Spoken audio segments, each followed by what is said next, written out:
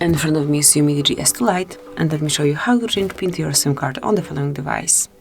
So first of all, you need to reach the settings, then find and select security and location, and go to advanced.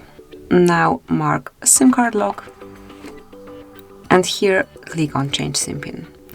At first you need to provide the current SIM that you have. In my case it's 1234, tap on OK then, and then enter another one, the one that you would like to apply now, the new code.